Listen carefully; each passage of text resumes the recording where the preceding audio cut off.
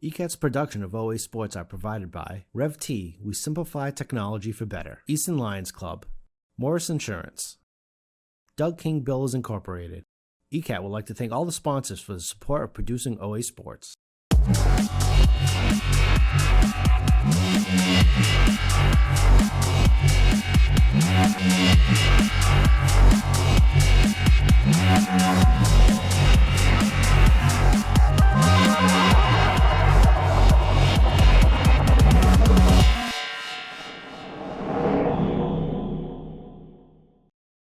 Spring has finally sprung here at the corner of Park Street and Sheridan, and we've got matinee baseball, and the game is underway. Welcome to Easton Community Access Television. My name is Adam Rivero, providing you play-by-play for today's matchup between your Oliver Ames Tigers and the King Philip Warriors. We'll give you the starting lineups in just a second, but in the meantime, Alex Lufty is at bat for KP, and A.J. Baroncelli on the mound drawing the start this morning for Oliver Ames. Thank you again for joining us today on the broadcast. Looking forward to a little, like I said, morning matinee pre-Easter baseball at Frothingham Park.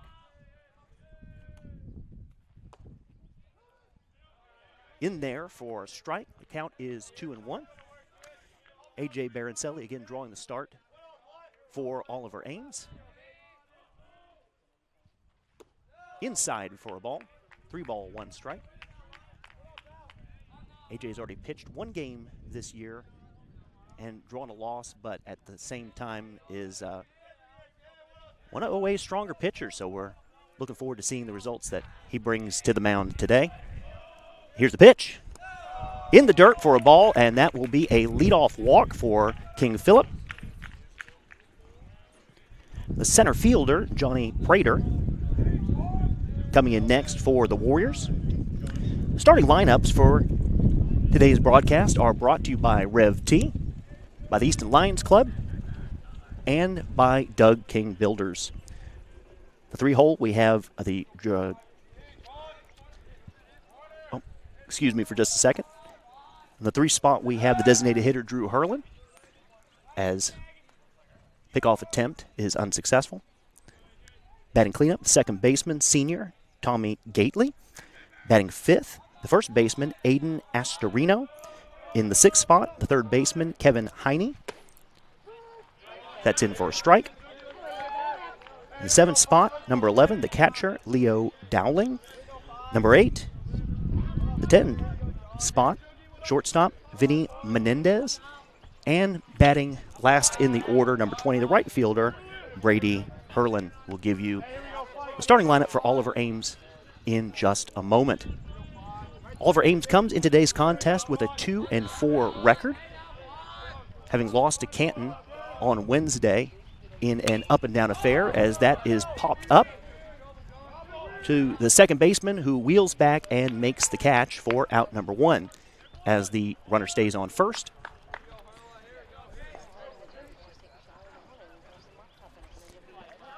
The designated hitter, Drew Hurlin, is up to bat. Drew Hurlin is committed to play at WPI. He was a Hockomock League All-Star last year and a first-team selection for HockomockSports.com. First offering from AJ is a ball. The count is 1-0. Last year he hit a .409 average, had 10 multi-hit games, and tied for second on the team with 16 RBIs. As that second pitch is high and outside for a ball as well. Without a doubt, the best hitter on this team, senior, and is looking to move the runner around. In the pitch, he connects right over the head of the shortstop, and that's going to go into left field as the runner comes around second, goes to third. The throw is going to be made, but not in time, and that's going to be a stand-up double for the designated hitter, Drew Hurlin, showing off that power and average that we just spoke about. That puts runners on second and third with 1 out. And the cleanup hitter, number 7, Tommy Gately, the senior second baseman, is up to bat.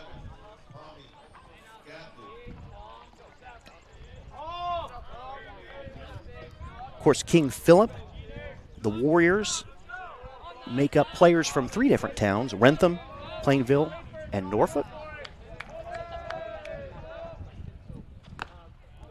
As that first pitch is just a little high for a ball. King Philip comes to the ball game today with a perfect record, 7-0 and 5-0 in league play. King Philip is in the Kelly Rex division, and so they are not division rivals, OA and King Philip, but yet both in the Hockomock League. And so this game will count towards the Hawk standings. As the next pitch comes in, inside for a ball. 3 balls, no strikes, 1 out. Runners on second and third. And Oliver Ames has themselves a little bit of a jam right here as Coach Abar comes out and gives a little bit of encouragement, tries to shut this down before any damage takes place here very early in the contest. Well, it's been a season of ups and downs so far for the Tigers. They've had gritty wins against Franklin and Foxborough. However, any other team that doesn't start with the letter F has been a little bit more difficult for Oliver Ames so far this year. They just dropped their last game against Canton. 12-8 on Wednesday. It was an interesting game. The Tigers were down big, but then came roaring back in the 5th inning with a 6-run 5th inning, but then ended up giving up that lead as well for the loss. But one of the things you want to look for today in this contest is the Oliver Ames bats. Oliver Ames so far is averaging about 3 runs a game, give or take, on offense. But then compared to King Phillips, which is scoring a little over 7 runs a game, you can see the differential there and where Oliver Ames will need to step up. That is ball 4, a 4-pitch walk, which will load the bases with the 5-hitter, first baseman Aiden Astorino, coming up to bat.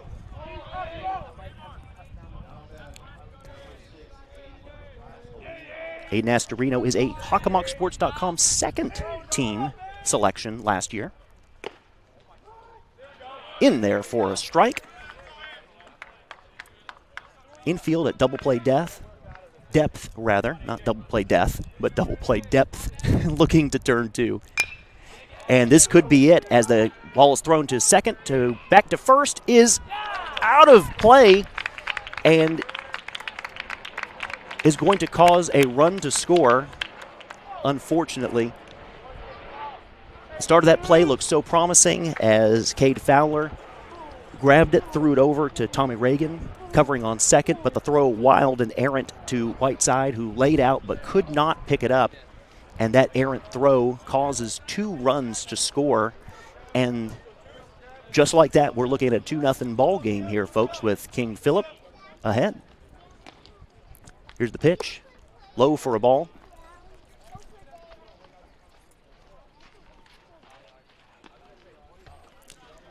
Third baseman Kevin Heine is up with a runner on second as that ball is low as well. AJ having a little bit of trouble finding the zone so far. Hoping he settles in here. Heine, the righty, ready to receive the pitch. And that's going to be high, and that's going to be deep, and that's going to be over the head of Ben Newton, and it's going to roll all the way to the fence as he goes around second, goes towards third, a run will score, and he's moving towards home but goes back, thinks better of it.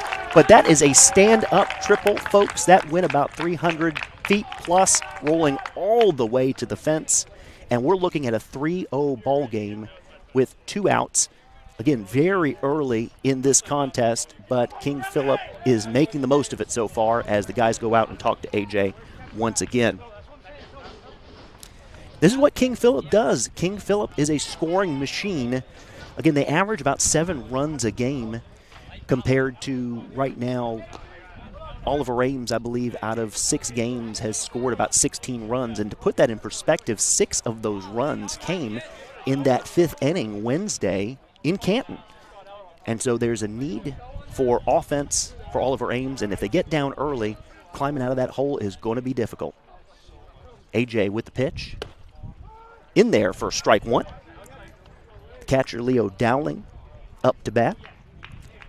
Now Leo is in his 3rd year on varsity, hit .308 last year. to the shortstop. The throw is going to be made to first, and the tag will be applied, even though the throw is a little bit wild, but it still counts for an out. That's out number 3, and that will end this part of the inning with Oliver Ames down early, 3-0 against the King Philip Warriors. Going back to that game in Canton on Wednesday, A.J. Barancelli, who is the starting pitcher today, was the player of the game for Oliver Ames. He had a double and 3 RBIs, and he has had one of the bats that have been able to make an impact so far this year. And if those bats wake up, Oliver Ames has more than a puncher's chance to be able to get the win here this morning. Again, King Philip has scored 44 runs in 6 games, only given up 15 runs in return. That run differential, absolutely incredible. One of the reasons they are 7-0 so far in the year. Now, King Philip has seen quite a bit of success in the Hockomock League over the last few years. They had back-to-back trips to the Division II state title game in 2022 and 2023. Moving up to D1 last year, they were out in the first round of the playoffs, but still bring a strong roster back. Head coach Jeff Plimpton said that going into this season, they're excited to bring back a strong and dedicated senior class that provides great leadership and experience. And I hope you're able to hear me right now here in the friendly confines of Frothingham Park. Sounds like we're good as we got a little bit of background music. No copyright issues, I hope, from Facebook. We might be flagged here in just a moment, but nonetheless, we will keep our broadcast position because we want to give you that OA broadcast experience you've come to expect from Easton Community Access Television. Just because I can't hear my own thoughts doesn't mean that you can't hear me, and so that's hopefully what we've got going on here today. Oliver Ames started the year 1-0 with a win against Franklin and then a heartbreaking loss against Mansfield where they lost 1-0. You might remember that broadcast on our season opener, a 45-degree game where pretty much everyone was iced out, including the hitting that day.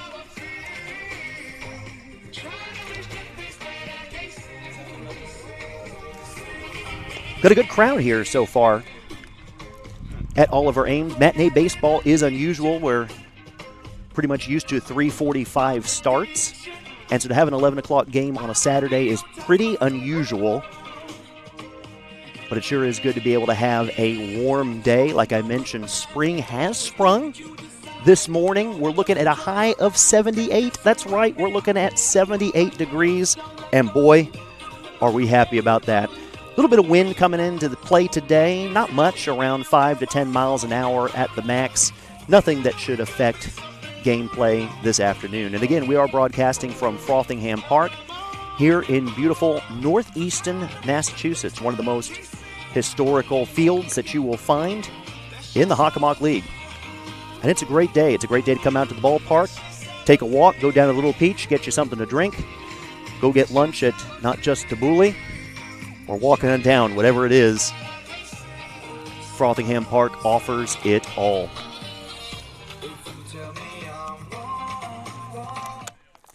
Starting pitcher today for King Philip. Oh, hello. Hey, everybody. The starting pitcher for King Philip today is Nate Panini. Nate Panini was selected as a league all-star last year. And so he's going to offer some strong starting pitching for King Philip. Again, another difficulty for Oliver Ames when we're looking to put a few runs on the board.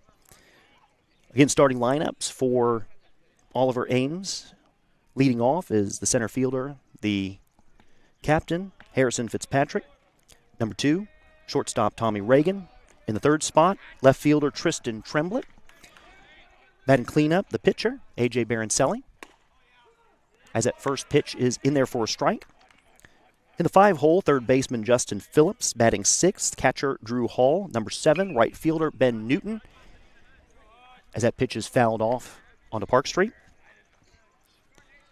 Number 7, right fielder Ben Newton. Number 8, first baseman Tommy Whiteside. And then number 9, second baseman Cade Fowler, as that ball goes through the wickets of the catcher. We're looking at a count of 1 ball and 2 strikes to Harrison Fitzpatrick. Panini on the bump for KP. Ball is a little bit outside for a count of 2 balls and 2 strikes. And the pitch on its way. Once again, hit foul and onto Park Street. And a public service reminder, if you come to Frothingham Park, park as far away as you possibly can. And if you don't, make sure you've got good insurance coverage. That's all I have to say. I'm really hoping one of these years we can get a sponsorship from Geico, Liberty Mutual, something like that. I think it would work pretty well because the road is right there, and any type of foul ball off the third base side could go out. And speaking of going out, that ball is high, and it's deep, and it's going to go over the extended. Actually, the center fielder made the catch.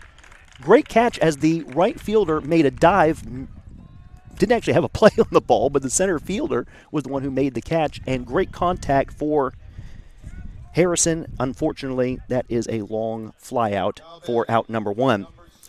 Shortstop, Tommy Reagan, the junior, coming in. Oliver Ames has a very senior-heavy lineup today. 7 seniors on the starts today with 2 juniors, Tommy Reagan being one of those juniors. That's going to go right down the right field line and going to be caught by a streaking Brady Hurlin, who did make that catch. 1 pitch. Contact was made, but out number 2 has been registered. Tristan Tremblett now up to the dish. The left fielder, number 1. Again, if you're just joining us, the score is 3-0. King Philip jumped out to the early lead here in the first. Nate Panini with the throw. Outside for a ball. Nope, that would be a strike. They don't ask me if their balls are strikes, so that one's also going to go down the right field line, and it is going to fall in foul territory out near the batting cages. Just like that, Tristan is down 0-2. 2 outs. The All-Star, Nate Panini, drawing the start for the Warriors today in the yellow and green. Down in the dirt for a ball. Looking at a count of 1 ball, 2 strikes.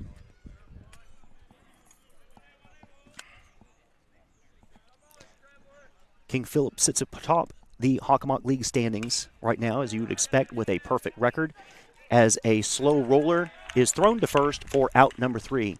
3 up, 3 down for Oliver Ames. We're looking to come back here in the second inning, and speaking of that, we'll be back in just a moment here on ECAT.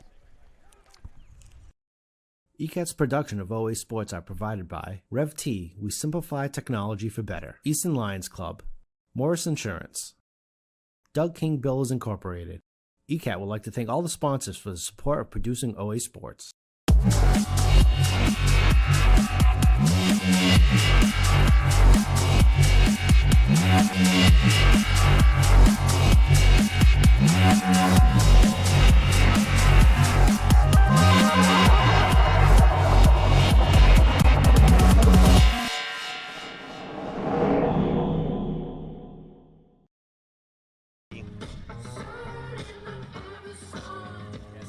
Good afternoon, everyone. I'm Abby Malafato. And I'm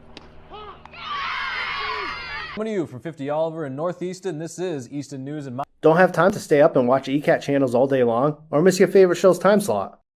Don't worry, ECAT has a YouTube channel that has all the programs that we show, so you don't have to miss any of the episodes or catch up on past episodes. Search Easton Cat TV, with TV being the only capital letters. The YouTube channel has playlists for every program, even some of the programs you can download a podcast version. We even stream live events through our channel. To stay up to date with ECAT programming, make sure you look up ECAT's YouTube channel. And don't forget to subscribe so you can get all the alerts for the new programming premiere, and change the alerts to all to make sure you receive all of them. Remember to search Easton Cat TV, with TV being the capital letters. So there's no reason to miss any of the ECAT programming. Enjoy.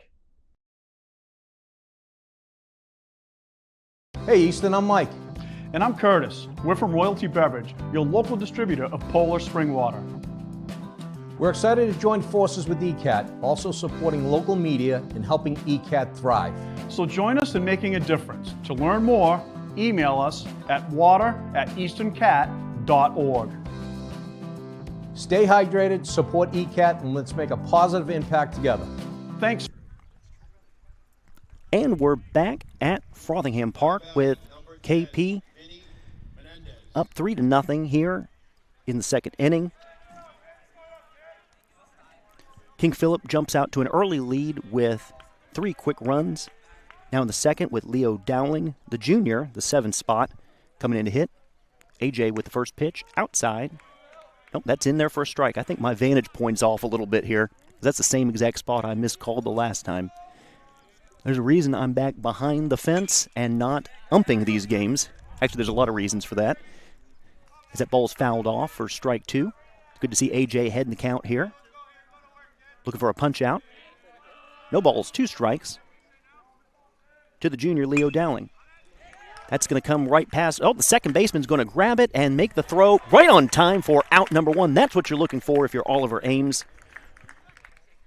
Great collection there by Tommy Reagan, who throws the right on target to first base for out number 1. Shortstop, Vinny Menendez, comes up to the plate. Next to last in the order. And if you're Oliver Ames, you needed that out right there, not just for the confidence of A.J. Barancelli as the pitcher, but also on defense as well, as that ball is inside for a count of 1-0.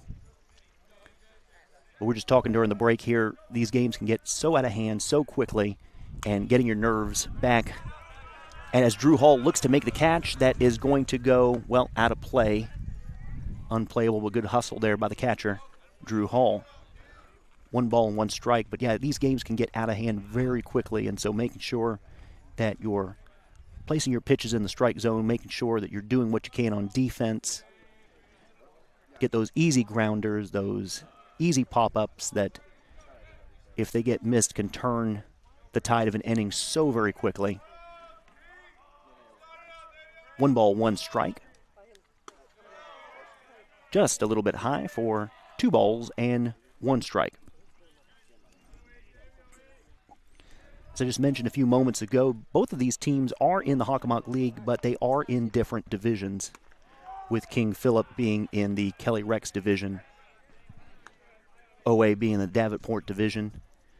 Counts now 3-1 to Menendez. Here it comes. Ball 4, that was a close one, but just outside. So we have a runner on first with 1 out. Bottom of the order now with Brady Herlin stepping out to the plate. A lefty. Now, Oliver Ames has dropped all 3 games they have played against King Philip over the last 3 years. Because they're in different divisions, they only play 1 game a year.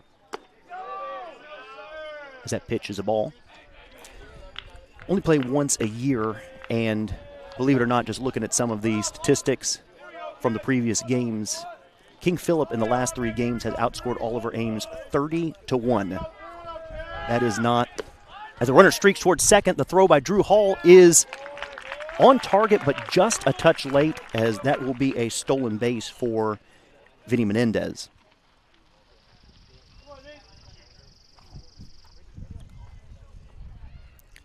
Good-looking throw there by Drew, but just about a half second too late. We are looking at a 1-1 count. With 1 out, the double play has been taken off the table now. Yeah, 30-1 combined score over 3 games, and you can see where Oliver Ames might have an uphill battle. And that is fouled off. Bounces over to the body shop. Well, that is fortuitous.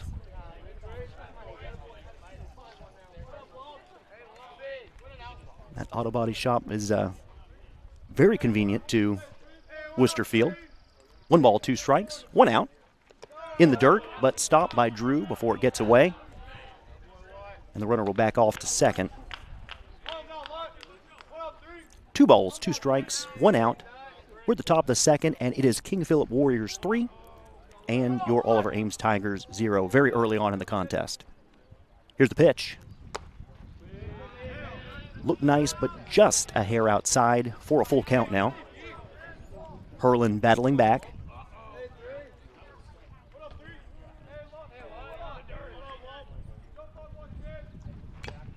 Swings through and does foul tip that, so he's going to stay alive, remaining at a full count. One of the beauties of those metal bats here in the lower levels is that you get to hear contact made, and I heard a little bit of a ping there, so foul tip. 3-2, and here's the pitch. To second, and it's going to be misplayed, which is going to allow the runner coming past third. The throw is going to be held by the second baseman, which allows the run to score. And that's unfortunate because the runner on second, who was on second because he was fleet of foot stealing that base, ended up making it happen all the way around, scoring off of the misplay by Cade Fowler at second. And so Brady Hurlin will get on base with an error, but that will be a run scored for KP, and we're now looking at a 4-0 ball game here, folks. Against AJ is going to talk it over with Drew Hall a little bit. Try to contain the damage as best as possible.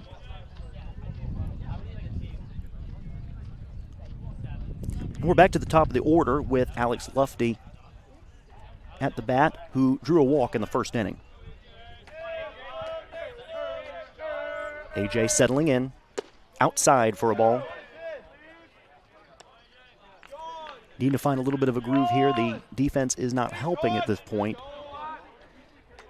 A couple miscues, which has helped hang a few runs on the board for the Warriors.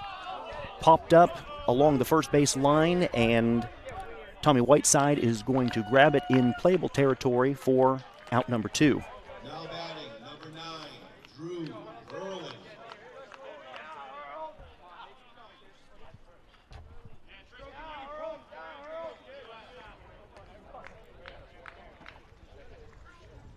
Number 9, Drew Hurlin, the designated hitter, is at bat, and I may have made a mistake somewhere along the line of our lineup here. As the runner goes to second, and the throw is going to be on just, again, looked like it was on time. It's hard for us to see from our vantage point here, but just, again, good place throw by Drew, but just about a half second too late. And once again, you're looking at a runner moving into scoring position for King Philip.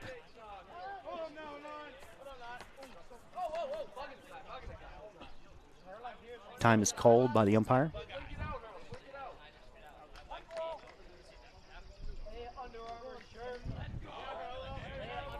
And we're back at it. Again, the designated hitter, the all-star Drew Hurlin, will hit that one foul. He came up with a double in the first inning. And this is the place, if you're Oliver Ames right now, you want to lock this down. Another run or two, and this game could really get out of control. Hit deep, but foul and out of play. 1 ball, 2 strike to the senior. Hurlin steps in. AJ looking for a punch out here. Here's the pitch. A little bit of movement there, but just outside. Good looking pitch. But the hitter didn't take. 2 balls, 2 strikes, 2 outs. Runner on second. 4-0 for the green and yellow. Inside for ball 3. And it is a full count.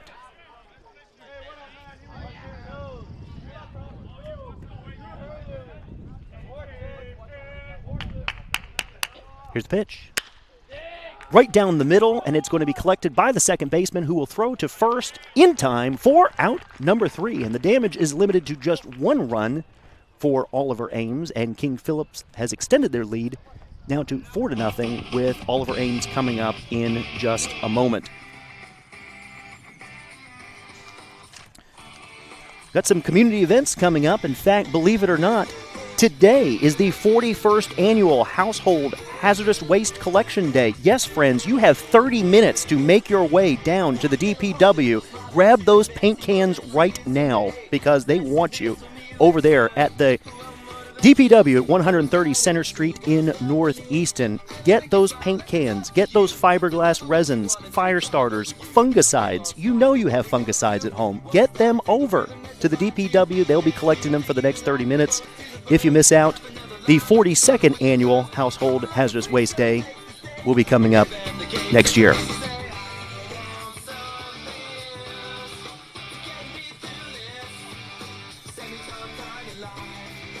I really feel like we're setting ourselves up for a copyright violation here, so I had to keep talking to break it up and make sure that we don't get flagged by Facebook. But did you know that it's the Drive-Through Drug Take-Back Day coming up on Saturday, April 26th at the Easton Police Station? That's 46 Lothrop Street. It's from 10 a.m. to 2 p.m. The Easton Police Department and the Drug Enforcement Administration give the public an opportunity to prevent pill abuse and theft by ridding their homes of potentially dangerous, expired, unused, and unwanted prescription drugs. Please, no sharps. They are not accepted on Drug Take-Back Day, but you can bring household sharps to the Easton Fire Department, Station 3, 413 Bay Road, anytime, Monday through Thursday, 8 to 4, and Friday, 8 to 12. That's just any time. And so make sure those sharps are capped in puncture-resistant plastic containers such as laundry detergent bottles or red sharp containers. This service is free and anonymous with no questions asked. More information, go online to easton.ma.us. And of course, we want to encourage you to watch all the we want to encourage you to catch all of the great programming that we have on Easton Community Access Television. And today we are on the Easton Education Channel, and I believe on Facebook Live as well. Is that right, Joe Taft? We're not sure. If you're on Facebook, leave a comment. We won't read it, but leave a comment. We'll be glad to see it. And if you're watching, I know you'll leave a comment because, well, you're usually the only one that does. But thank you, Dad, for that. So we are at the bottom of the second, and Oliver Ames down by 4. Foul ball there. A.J. Baroncelli, remember there was a 1-2-3 inning in the first as Nate Panini mowed down the order. But A.J. pitcher on pitcher right here. Count is 1 ball and 1 strike here at the bottom of the second. Swing and a miss. Strike 2.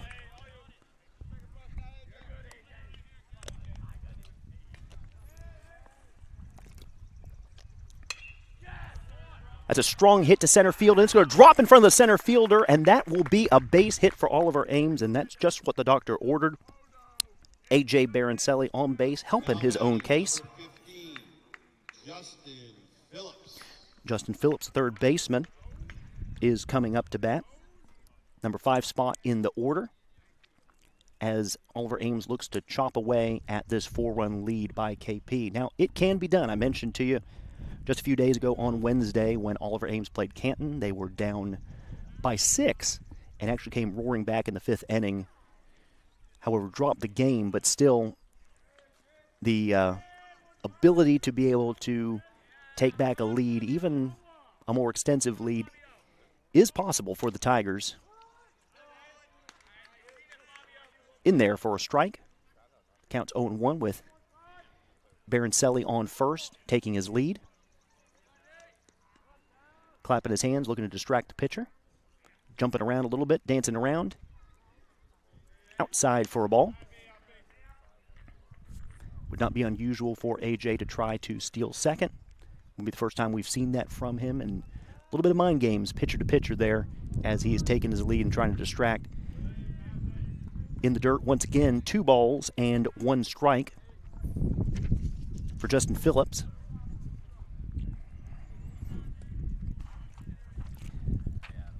A.J. Baroncelli is part of a 5-man rotation for Oliver Ames that includes Ryan Johnson, Andrew Whiteside, Alex Sade, and Jack Devonshire.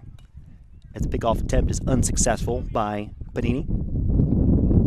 2 balls and 1 strike as he goes, and the throw is going to be made to second, and it is fumbled by the second baseman, and A.J.'s thinking about going to third, thinks better of it, and comes back to second, but the pinch runner. Oh, you got the pinch runner in there. Okay. My sometimes color commentator who's only working producing and engineering today let me know that the pinch runner came in for the pitcher, which is part of high school rules.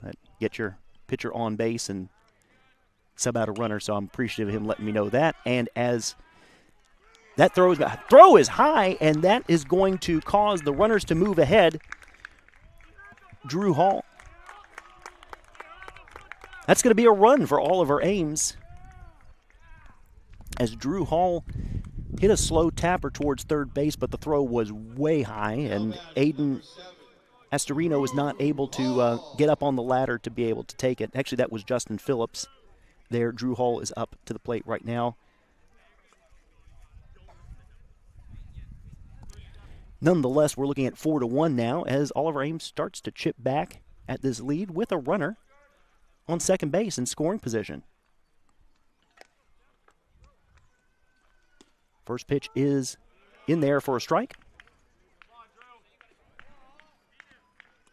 So Baroncelli getting on the first, pinch runner manufacturing a run by stealing second and then coming around on the error. A little bit of small ball there, creating some runs. Now Drew Hall, who can swing the bat a little bit, is looking to bring Phillips home from second. Swing and a miss. 1 ball and 2 strikes. Drew is a senior. Been pretty much full-time catcher for Oliver Ames the last 2 years.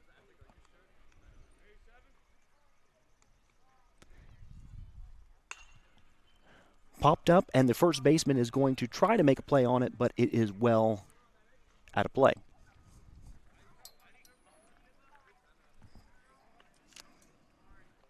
Good to see a little bit of fight back here in Oliver Ames. You're hoping that they can keep this going, get a little bit of a rally here, and pull back themselves into this game.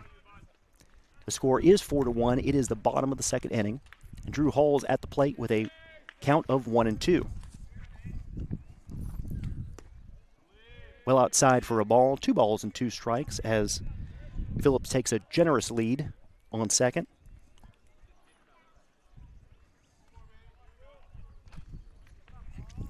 Panini looks, and the throw connects, and that's going to be a gapper, and that's going to go way out there, well deep. What a hit there by Drew Hall, and that's going to score another run, and that's going to be a double for Drew Hall, just what the doctor ordered, and we're looking at cutting that lead into half. It is King Phillip 4 and Oliver Ames 2. What a hit there by Drew Hall. He got all of that, knocked the cover off of it, and it got deep into the outfield. Of course, that outfield goes for miles and miles here at Frothingham Park, well over 400 feet to the berm, but there was no play whatsoever on that gapper. Great hit. Heads-up play by Drew Hall, and you got to feel that there's a little bit of a possibility of a momentum change here, which we certainly would welcome. So runner on second, there's still no outs. Ben Newton, the right fielder, in the 7th spot, steps in, playing right field today for the Tigers. Drew takes his lead, the shortstop. Possibly looking at a pickoff attempt, but then backs off. And Panini with the throw for strike 1.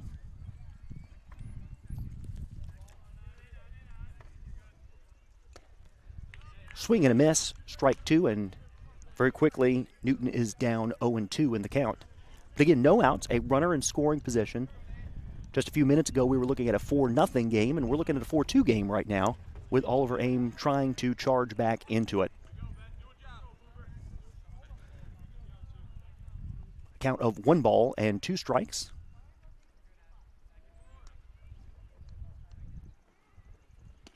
Again, just in that edge for a strike. And that'll be a strikeout. Number 27, Thomas Whiteside. Be the first out of the inning for Oliver Ames as Newton is punched out. Tommy Whiteside, first at bat of the day. He's the number 8 hitter. Connects to right field. The right fielder making the play and makes the grab as the runner thinks about tagging from second. Actually, a really nice throw from the right fielder to third base, stopping the runner from advancing. Now batting. A single pitch at bat for Whiteside as he flies out to right. And the 9-hitter now, Kate Fowler, is next at bat, playing second base today. About a minute and a half ago, you were looking at a 4-2 game, runner on second, no outs. Now you're looking at the same with 2 outs.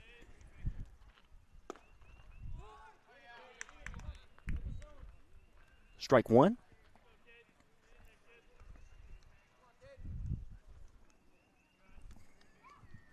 Here's Fowler. Right down the center. Oh, and the pitcher is going to grab it, and that is going to be out number 3. Comebacker to the pitcher, Panini, who was able to make the stop. Well, Oliver Ames chips away a little bit. There's 2 runs scored, and we're going to go to the top of the third in just a moment with the score KP4, OA 2. We'll be back in a moment on Easton Community Access Television. Good afternoon, everyone. I'm Abby Malafato. And I'm Coming to you from 50 Oliver in North Easton, this is Easton News and Don't have time to stay up and watch ECAT channels all day long, or miss your favorite show's time slot? Don't worry, ECAT has a YouTube channel that has all the programs that we show, so you don't have to miss any of the episodes or catch up on past episodes. Search Easton Cat TV, with TV being the only capital letters. The YouTube channel has playlists for every program, even some of the programs you can download a podcast version. We even stream live events through our channel.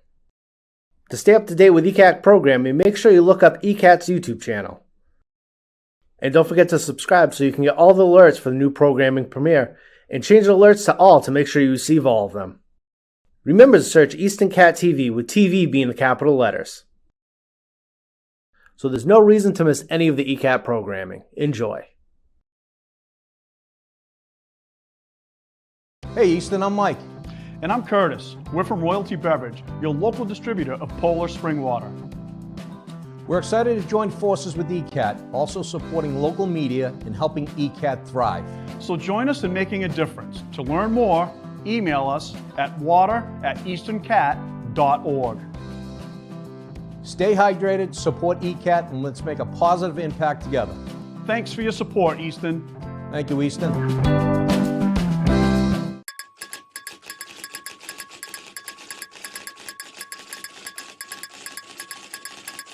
Hello and welcome to Easton News. I'm Joe Taft. And I'm Jack Ryan, and together we bring you everything you need to know about Easton, including politics. The Town of Easton is undertaking a crucial public safety and public works facilities replacement project to enhance essential services for the community. Community events. Mark your calendars and get your costumes ready. The Easton Food Pantry will be hosting a Halloween parade. And sports. Boys soccer stayed hot, defeating Stoughton 2-1. That was the team's 5th straight division title and 4th in a row in the Davenport. With APCSM guest segment Pet of the Week. Hi, I'm Katie with the Animal Protection Center, and today we have a little Iris. With help from special correspondent Wyatt Fain. We are back at Worcester Field. Oliver Ames trying to make a little bit of a comeback here, starting at the top of the third. They scored 2 at the bottom of the second, and the score is now 4-2. Tommy Gately, the cleanup hitter, stepping up to the dish.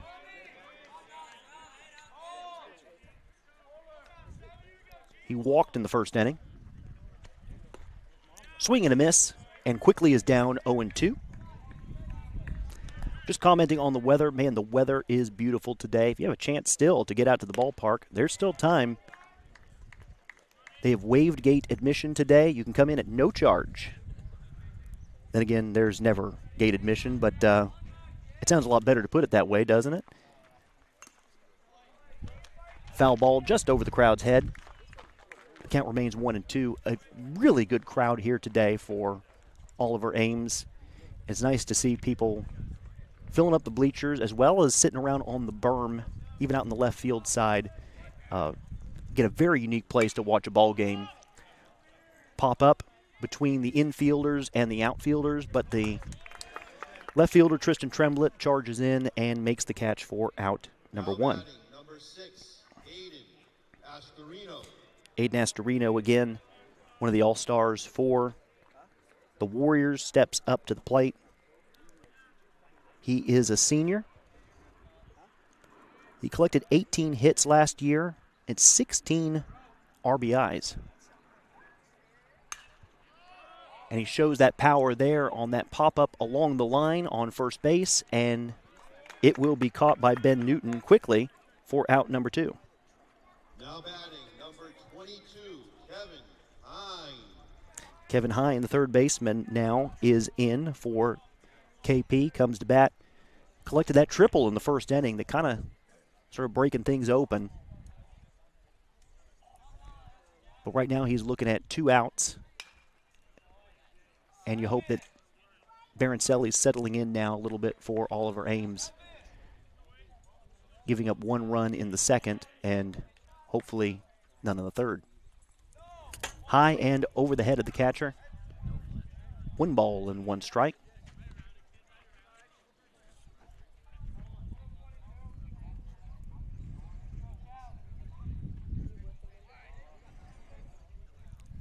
Oliver Ames is going to be away their next 2 games on April break. They will not be playing at home. Swing and a miss. 1 ball, 2 strikes. Next 2 games are away at New Bedford as well as at Dighton Rehoboth. Inside, very much inside for ball 2. Next home game for the Tigers will be a week from Monday. And they'll be playing the Sharon Eagles. Looking at a full count now. Kevin Hine, again, scored a triple in the first inning. But there's a full count, 2 outs. That, I believed, was ball 4. It was not ball 4. Maybe a little bit of discrepancy and some confusion. Coach Abar is coming out. They're going to talk about it a little bit. What I'm looking at on the scoreboard was 3 balls and 2 strikes with a ball coming in, which would have been ball 4, but there may have been a miscount there. So we'll get a little bit of clarification here, hopefully. It seems as that might have been ball 3 because he's not taking his base. He's not sitting down. So he gets to live for another pitch here.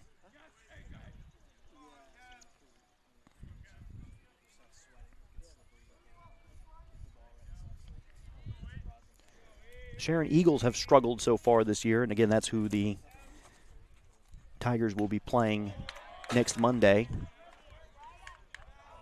as the count remains full. They're 1-5 on the year, 2-6 overall, 1-5 in conference. Again, foul, and Hine stays alive. Hine, one of 4 juniors playing for them today. Swing and a miss, strike 3, and that will sit the King Philip Warriors down here in the top of the 3rd. Well, we've got some more community events to let you know about. Did you know there's about 18 different opportunities to vote here in the next 2 months? No, that is a little bit of hyperbole, but there is some truth to it. There are different opportunities for you to vote in town elections here coming up in a week, as well as town meeting, one of New England's most historic and cherished traditions. And then, of course, the opportunity to vote on the possible override in June. Also a special election to fill a seat in the Massachusetts House that is open due to the passing of Representative Carol Doherty. All of these are opportunities for you to exercise your right to vote, which means you have to register, which means you have to know who's on the ballot, and you can find out all of those things at easton.ma.us. Check it out and exercise your American right to vote. God bless America. As far as other community events that we have going on, as I look through our veritable treasure trove of community events that we have here. Of course, this is the 300th anniversary of our town, established in 1725, and there's all kinds of events that are going on to commemorate that, including a family fun day next Saturday at Langwater Farm. All kinds of interesting stuff taking place, and you can find out more about that not only at the town website, but also at easton300.org. And I'll tell you that Easton 300 Committee has done an excellent job at just having the calendar chock full with activities, including a parade coming up in July. Different community organizations will be part of that, and the church that I pastor is going to be part of that. And I'll tell you, it's going to be a really great time. A fireworks, I don't know what you call it, just fireworks. Come see them. They're coming up at the end of August. I was going to say fireworks show. I don't know if that's what you call it. Oh, and here I am. Wow. Go from really loud to really soft there. But we are back. And check out all of those things at easton300.org. Back to the top of the order, and Harrison Fitzpatrick is going to lead off in the third. He flew out back in the first inning. Again, Oliver Ames down by 2. For those of you who are just joining us, quickly, we're down by 4, but then clawed back 2 of those runs back in the bottom of the second. That foul ball makes the count 0-1.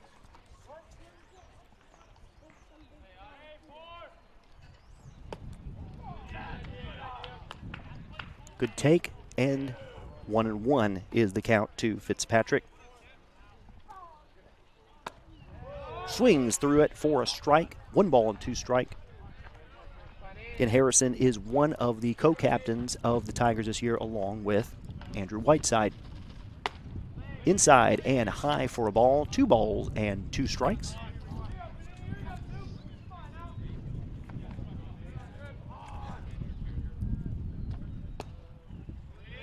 Low for a ball.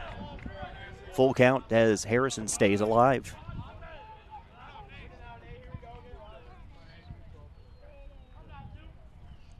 Padini with the pitch. Going to be hit out of play. Oh, actually, it's going to remain in play as the catcher slides into the dirt near the dugout, but not able to make the play. That ball just kind of hung there. I thought for sure it was going to go into the dugout, but no play for the catcher, who did his best to try to make the grab without running smack dab into the fence in front of the dugout. Tough play there for Leo Dowling. Count remains full. There are no outs. Leadoff batter for the team and also leadoff batter for the inning, Harrison Fitzpatrick, 0 for 1 on the day. Panini with the pitch. Ball hit directly to the second baseman, who makes the easy throw to first base for punch out number 1. Now batting, number 6, Tommy Regan. Tommy Regan, the shortstop, coming up. Again, one of the juniors playing for Oliver Ames today, 1 of 4. He is 0 for 1, having flown out in the first. A lot of history here at Frothingham Park, for those who are not aware. Established back in 1930, it's actually not owned by the town, as that is a very strong hit into the outfield, but the center fielder, Johnny Prater, is going to settle under it for out number 2. Great contact once again for Reagan, but unfortunately, another fly out for him. Number 1, Tristan Tremblett, the senior, 0 for 1. Yeah, since 1930, this town, this park bequeathed to the, on behalf of the town, I guess, by the Ames family. A lot of activities take place here, whether it's graduations, ball games, track and field events for the little ones during the summer, football games back in the day. If these bleachers could talk, they'd probably say, could you renovate us? Because they look like they need some renovation. But on the whole, I'll tell you, all joking aside, great care is taken with this park here. As Tristan swings through, is now at a count of 1 and 2. I was actually getting ready for our last game and had someone come up to me and talk to me a little bit about when they played baseball at Oliver Ames back in the 1980s, and stories that he had about that. Pretty incredible that we have such a generational place like Frothingham to share. Great smack of the bat there by Tremblett, and that will put him on first base. Great contact. Now batting, number 8, Anthony Barancelli. A.J. Barancelli back at the bat. You'll remember that he kind of was the spark plug there in the last inning, as Looks like the pitcher is tying his shoes. And we're back at it. But AJ got that 2-run rally started in the last inning and hoping to maybe get something started here in the third as Coach Plimpton for the Warriors comes out and talks some things over with his pitcher as well as the catcher Leo Dowling.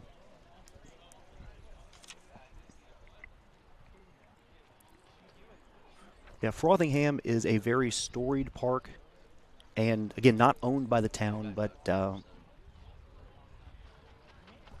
operated privately, cared for privately, and all joking aside about the age of the bleachers, it really is very well maintained. It went through an extensive renovation a few years ago to improve the drainage, to improve the fields. There was a lot of clods, a lot of difficult grounders to be able to be made in the infield. That's all been smoothed out. The drainage is great. It is a very unique place, a very memorable place to play high school baseball. Swing and a miss for AJ, and the count is 0-1. A lot of renovations made on the playground side as well. I know even since our family moved here about 12 years ago, a lot of improvements. Pickleball courts out there now because that's all the rage. Swing and a miss once again for AJ. Quickly the count is 0-2. There's 2 outs for the Tigers. There is a runner on first, Tristan Tremblett. Again, AJ 1 for 1 so far. High for a ball. 1 ball and 2 strikes. But if you've never had the opportunity to come out to Frothingham Park, if you live in the area, a great place to just watch a ball game, to be able to go walk around, even walk around the neighborhood. It's really a very unique place to spend some time, and I'd encourage you to do so, even if you don't have a family member who's out here playing on the playing field today. He gets all of that, and it's going to go to the left fielder who's going to back up and then come forward and makes the catch despite his best efforts not to, but falls falls down, grabs that pop fly, and that is out number 3. Well, the score remains 4-2 here at Frothingham, and KP will be back up just in a moment as we start the 4th, and we'll be back in a moment here on ECAT. Yeah, this is the life. Just relaxing by the beach. What could be better than this? I've got an idea. What? I'd really like to find a forever home. Forever home? Yeah, like Jack Ryan talks about on Easton News. A forever home. All those animals at the APCSM, they get forever homes. Why not us? Listen, man, I hate to tell you this. Tell me what? Come on, tell me. Look, I can take it. Look at me. Come on, tell me. I can take it. Come on. We're not real. What are you talking about? Of course we're real. Look at us. We're sitting here on the beach, on vacation, being served raw meat, mind you. We're having a great time. How are we not real? No, thank you. I'm good. I've had enough. I've had enough. Thank you. What are you talking about? Of course we're real. Look, it's not that we're not real. We're just not living, breathing animals. You don't even have a mouth, dude. Oh yeah? Well, your eyes are just plastic. Right back at you. You've ruined my vacation. I can't believe you've done this. I mean, while we're at it, why do we need a vacation? It's not like you have a job. Oh, wow. Oh, okay. All right. You know what? I'm out of here. Cubby, wait. I'm sorry. I didn't mean... Oh, well, you have to get it eventually. If you'd like to get your hands on a cubby of your own, scan the QR code on your screen now.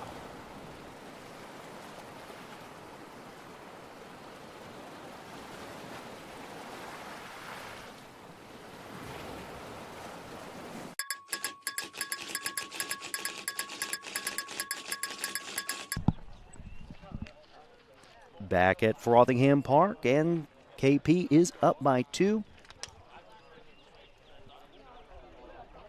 And stepping in for the Warriors will be the catcher, Leo Dowling. He's 0 for 1 so far today. The righty stepping in, AJ with throw. Strike one is the call.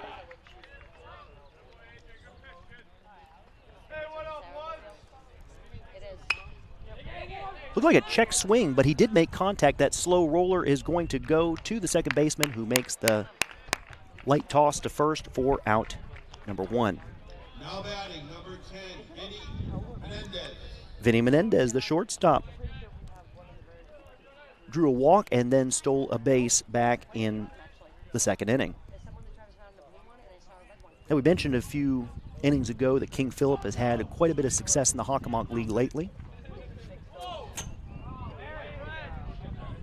Just whistling past the head of Menendez, who ducks out of the way. Count is 1-0. They had back-to-back trips to the D2 state title game in 2022-2023, so runners up.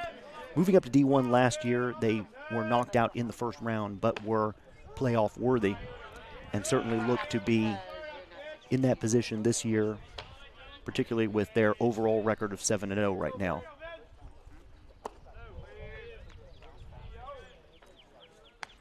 The pitch is low, 2 balls and 1 strike to Menendez. Here's the pitch. Low for a ball. 3 balls and 1 strike. AJ still looking for his first strikeout on the day.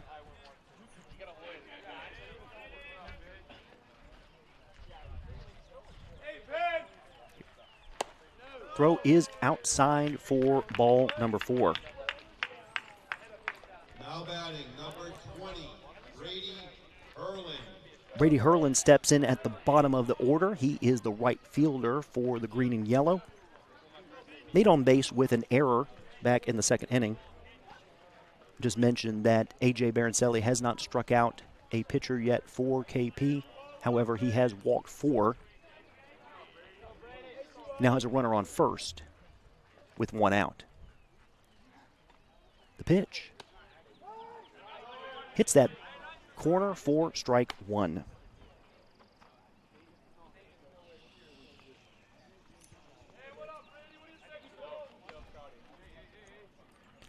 Menendez takes his lead off of first. Pop fly, right field, as Ben Newton gets under it for out number 2. Now batting number 3, Alex Lutfi. Alex Lutfi is the top of the order, the left fielder for the Warriors. There's a runner on first with 2 outs.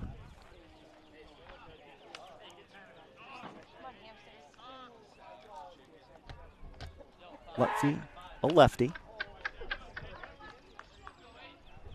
As Menendez continues to take a little bit of a lead off of first.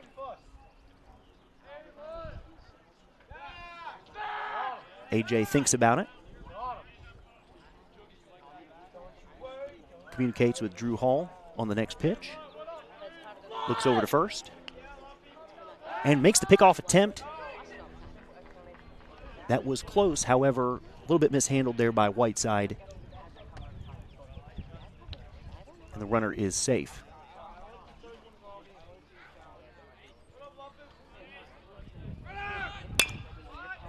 Right down the middle, he's going to stab at it. Barancelli is, and going to throw to first. Great stop there by AJ on that bouncer comebacker.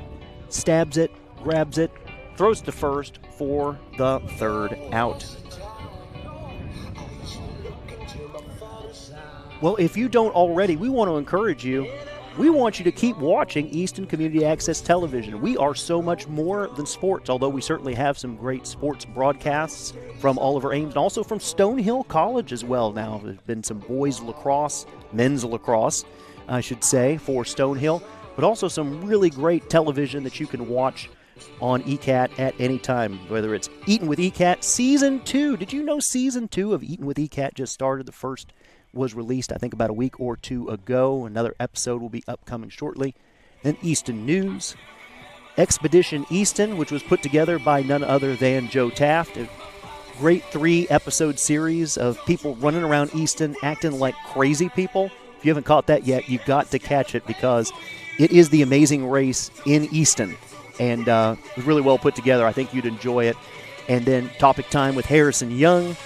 Liberty at Home. Yes, that 5-minute devotional from Liberty Baptist Church. There's all kinds of stuff that you can watch on Easton Community Access Television, and the best way to watch is by following their YouTube channel online or by going to eastoncat.org, where all of those programs I just mentioned and so much more can be found on demand. And, of course, with government meetings and all kinds of interesting things happening in Easton right now, you want to make sure that you are glued to ECAT to be able to watch town meeting, be able to watch some of the boards that will meet that affect town meeting, and all of the types of community events that you've come to expect from Easton Community Access Television. Check it out on eastoncat.org, or do as I do, go on YouTube. You got to subscribe. You got to, as the kids say, ring that notification bell. Give a big thumbs up. I always wanted to say that. So it will sure help the algorithms for ECAT if you do so.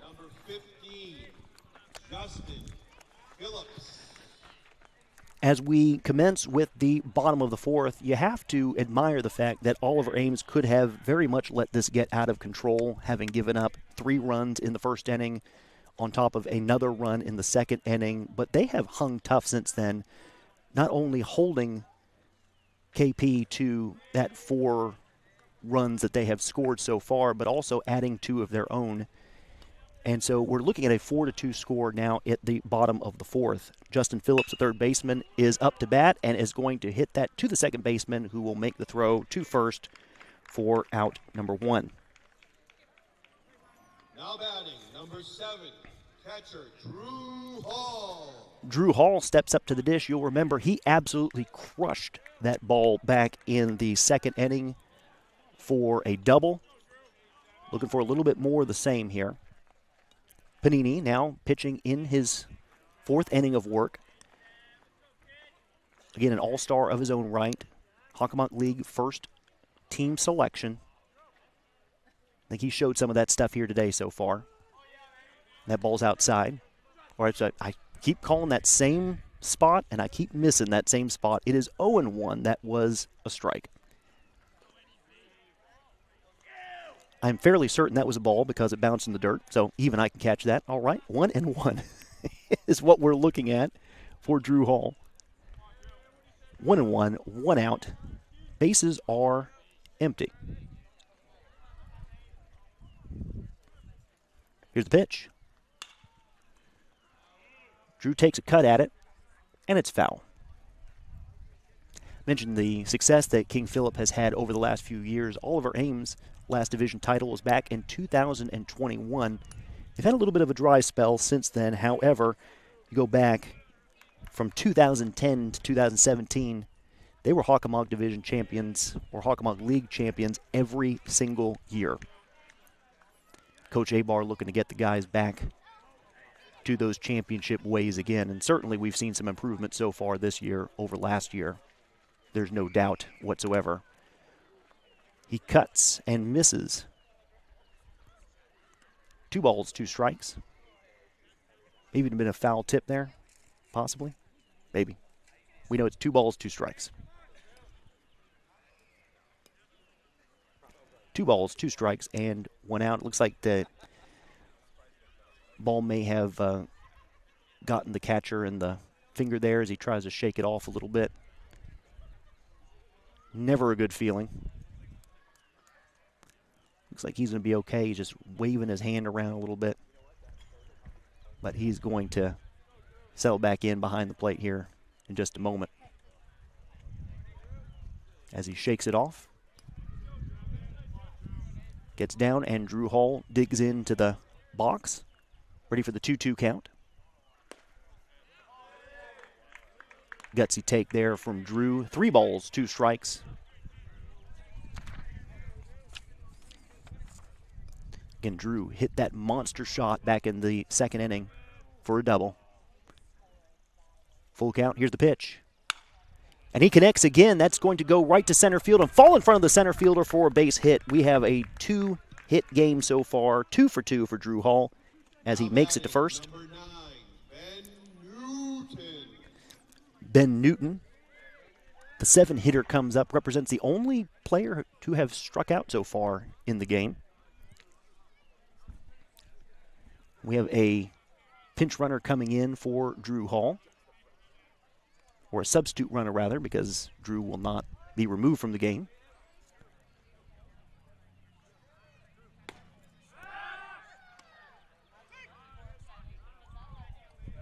First pitch is in, and the pitch out to first does not catch the runner. We're looking at your runner being Evan Zamilo on first. Evan breaks, but then heads back. Ball 2. Zamilo also catches here and there for the Tigers, along with Drew Hall. And Newton with the 2-0 count here at the dish. And the runner goes, throws a second, not only not in time, but errant as it dribbles away.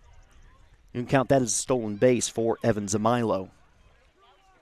And that's why you put him in there, folks, to be able to get a little bit of small ball, which is especially important right now when you're only 2 behind. So we have a runner in scoring position now, no double play available, 1 out. Swing and a miss as Newton swings through it, 2 balls and 2 strikes.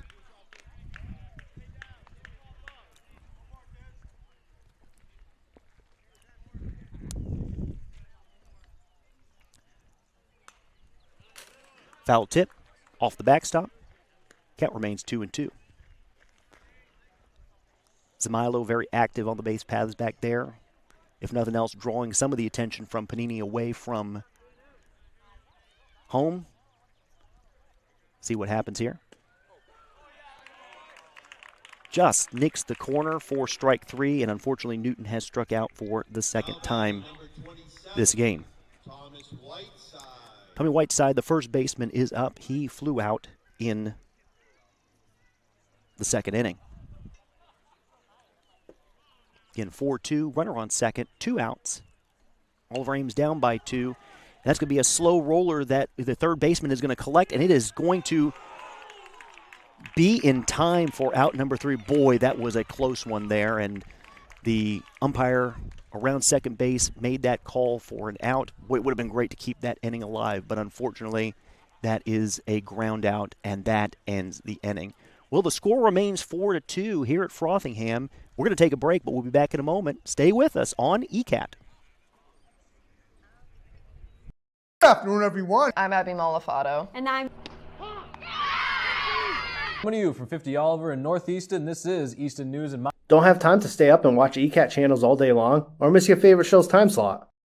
Don't worry, ECAT has a YouTube channel that has all the programs that we show, so you don't have to miss any of the episodes or catch up on past episodes. Search Easton Cat TV, with TV being the only capital letters. The YouTube channel has playlists for every program, even some of the programs you can download a podcast version. We even stream live events through our channel. To stay up to date with ECAT programming, make sure you look up ECAT's YouTube channel. And don't forget to subscribe so you can get all the alerts for the new programming premiere, and change the alerts to all to make sure you receive all of them. Remember to search Easton Cat TV, with TV being the capital letters. So there's no reason to miss any of the ECAT programming. Enjoy.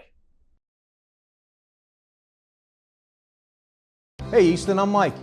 And I'm Curtis. We're from Royalty Beverage, your local distributor of Polar Spring Water. We're excited to join forces with ECAT, also supporting local media and helping ECAT thrive.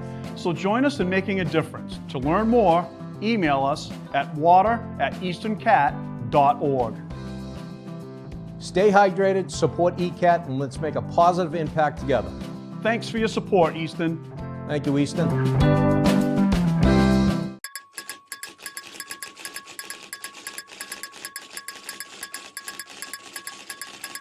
Hello and welcome to Easton News. I'm Joe Taft. And I'm Jack Ryan, and together we bring you everything you need to know about Easton, including politics. The Town of Easton is undertaking a crucial public safety and public works facilities replacement project to enhance essential services for the community. Community events. Mark your calendars and get your...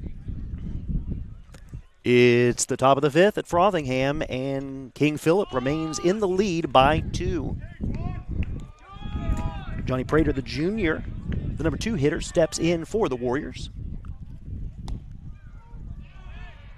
Strike 1 call. Prater's 0 for 1 thus far on the day. Here's the pitch. Chopper down the third base line. That is going to go foul. Heady play there by Justin Phillips. There was no way he was going to collect that and throw to first in time, but recognizing a little bit of English there on the ball allows it to go foul. That is some heads-up baseball play right there. Well done by Phillips. So we're looking at now 2 strikes for Prater. AJ remain in the game. Pitch strike 3. Punches him out for his first strikeout of the day. Now batting number 9, Drew Hurlin. The All-Star Drew Hurlin is up next. 1 for 2 on the day with a double. Got to feel good there for AJ to get his first punch out of the afternoon. Foul tip. Strike 1. An unusually low amount of strikeouts so far for the day. 3 strikeouts total between the 2 teams. And in some of the contests we've seen so far this year from Oliver Ames, that is more the exception, not the rule.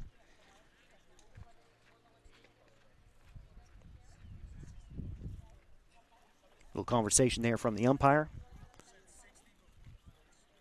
Trying to overhear what he's saying, and I cannot, but he seems pretty emphatic about whatever it is. But play will resume here in just a moment. Of course, it's a busy weekend. Pitch is low for a ball. Easter Sunday tomorrow, and then Patriot Day on Monday. And, of course, here in the Commonwealth, we know Patriot Day as Marathon Monday. Boston Marathon will be taking place on Monday, starting in Hopkinton, going all the way down Comm Ave to Copley Square. A tradition unlike any other that we get to experience right in our own backyard. Outside for a ball, 3 balls and 1 strike. The thought of running 26.2 miles is tiring, let alone actually running 26.2 miles. So hats off to all those who are involved in that. That pitch caught the bottom of the strike zone, and it's a full count as AJ looks for his 2nd straight strikeout. Unfortunately, that will not be it, as that is ball 4, and Drew Hurlin takes his base. Tommy Gately, the cleanup hitter, comes up. He's 0 for 1 with a walk. And Baroncelli registers his 5th walk on the day.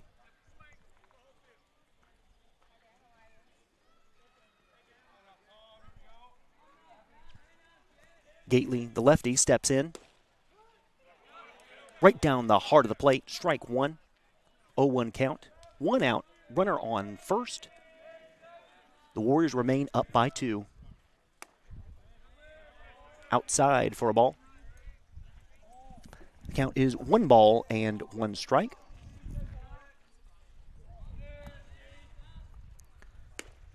Swing and a miss.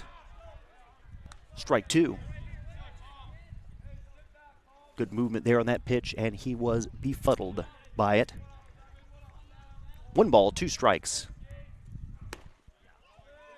Just misses the outside for 2-2. Good placement there to see if he would chase after it. But Gately does not. 2 balls, 2 strikes, 1 out. Runner on first. AJ looks, and here's the pitch. Same spot. Again, just outside, and we're looking at a full count now. for the cleanup hitter, Tommy Gately. He's a senior playing second base this afternoon. Here's the pitch. Popped up, and that's going to be a gapper.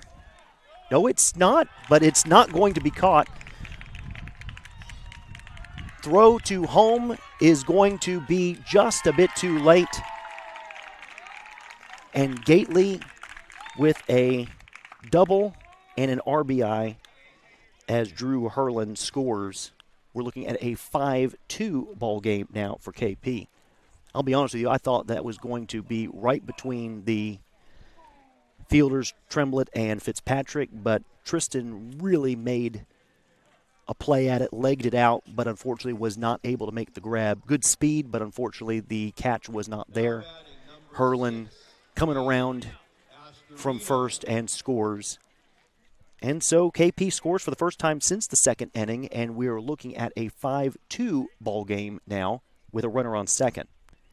There's only one out. Adrian Astorino, the first baseman, again, one of their all-stars as well. He is at the dish. Here's the throw. A bouncing ball between first and second, and then a misplay by Ben Newton is going to allow another run to score, and the single turn into a double. So the two runs that Oliver Ames were able to claw back a few innings ago have been given up again. We're looking at a 6-2 ball game now with Kevin Hine at the plate. Hit a triple in the first inning, but flew out in the third. Again, 6-2. It remains one out. It remains a runner on second base. Right past A.J. Baroncelli's glove, and that is going to likely score another as Fitzpatrick makes the throw. Drew Hall receives and makes the tag out for out number 2. Great throw by Harrison Fitzpatrick. Drew takes it, makes the tag for the second out, and ensures that another run does not score. That was an important play for Oliver Ames to try to stop the bleeding. Harrison threw a dart to home, and Drew making the tag. The runner, believing that throw was going to be coming in a lot more slowly than it did, seemed to be caught by surprise, but great break there for Oliver Ames. A runner remains on second as that was turned into a double. But now we're looking at 2 outs. Swing and a miss for a strike. Leo Downing, the catcher, at bat. 0 for 2 on the day. Love to make it 0 for 3 here and end this inning. Low for a ball. 1 ball and 1 strike. 2 outs. KP has hung up 2 so far in the 5th inning and now leads by a score of 6-2. AJ in his 5th inning of work makes the pitch. Swing and a miss. Strike 2. 1 ball, 2 strikes, 2 outs. Runner on second. AJ looking to sit down Dowling here and end this half inning for KP. It won't be there as that ball is high and outside. We're looking at 2-2. Inside, also for a ball. 3 balls and 2 strikes. An unfortunate turn of events in the sense that Oliver Ames had taken those 2 runs back and now have given them right back up.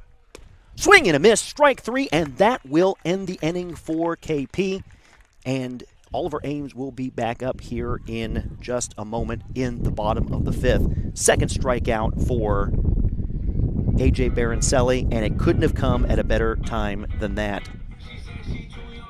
So 2 runs for King Philip in the top of the 5th, and Oliver Ames is down by 4.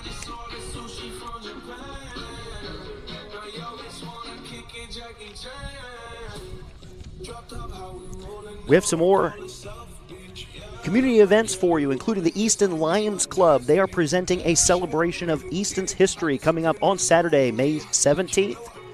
from 5:30 until 10 p.m. at the Oaks Ames Memorial Hall. You know where it is, right in the center of town. They say, please come join us in celebrating Easton's tricentennial at this fun and informative event. Speakers will briefly cover 5 different historical topics of interest.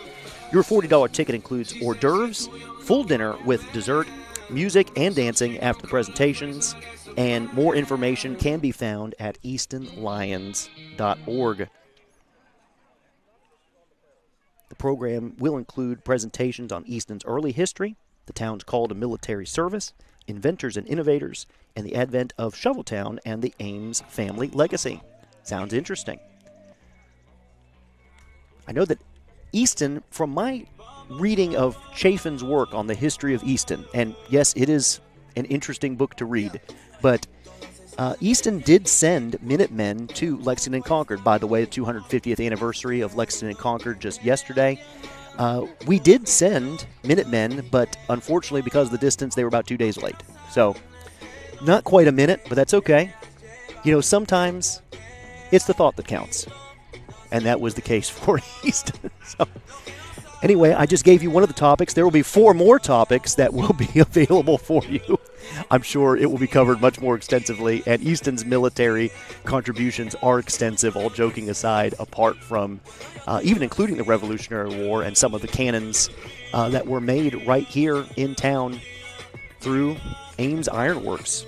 So a lot of great history, and I hope that you participate in not just that from the Easton Lions Club, but also many of the great events organized by Easton 300.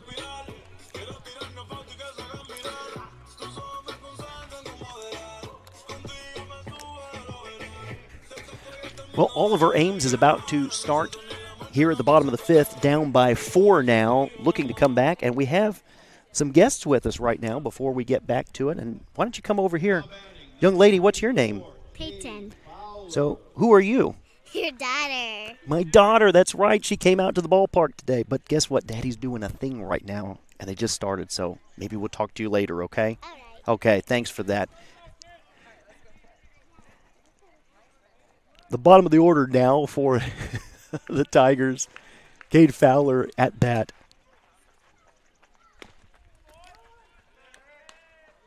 Oh, and 1 is the count.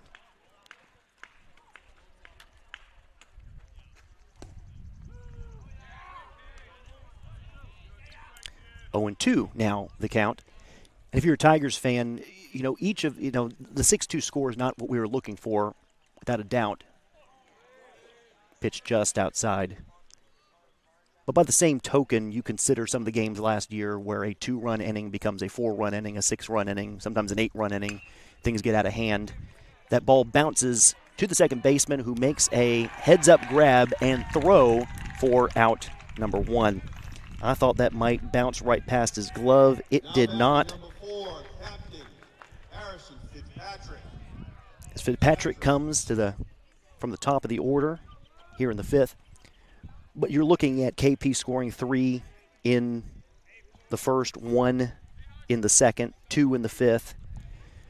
I mean, those runs are accumulating, there's no doubt, but at the same time, this game hasn't broken wide open. Strong hit to center field. The center fielder up to the berm under the tree makes the catch. That's an unusual play right there to be able to do, to watch a center fielder charge up the hill and grab that. Fitzpatrick flies out for the 3rd time in this game. Some of you might remember the Houston Astros for many years over at Minute Maid Park had Towles Hill in center field, and it was always fun to watch center fielders charge up that hill. But enough million-dollar players tripped on that hill and fell that they decided to take it out eventually. But an interesting architectural feature placed there. But we have that here naturally at Frothingham Park with that berm really surrounding many parts of the... As that bouncer does go past the shortstop for a base hit. He was not able to bring that one in, unlike Cade's just a few moments ago. And so that will be a single for Tommy Reagan as Tristan Tremblett comes up to bat. Now, this berm does surround many different parts of this field, but the one that's really in play, the berm in the left field side, well over 400 feet, it's really not an issue In fact, you'll find fans like right now sitting over there on the extreme left field line. But that right center berm with the tree is absolutely in play. Balls have hit the tree in the past, and my understanding is a ground rule double if it hits. It's not quite Tropicana Field. It's not quite hitting the D ring or the C ring like they have over there. Of course, they have no rings right now. Well, in a lot of different ways. As a longtime Rays fan before moving to Boston, but and unique architectural features or horticultural features here at Frothingham. Tremblett in the count is 1-2. There are 2 outs, but he does have a runner on first. Tommy Reagan getting that bouncer past the second baseman, Vinny Menendez. Or the shortstop, rather. Foul ball. The count is 1-2.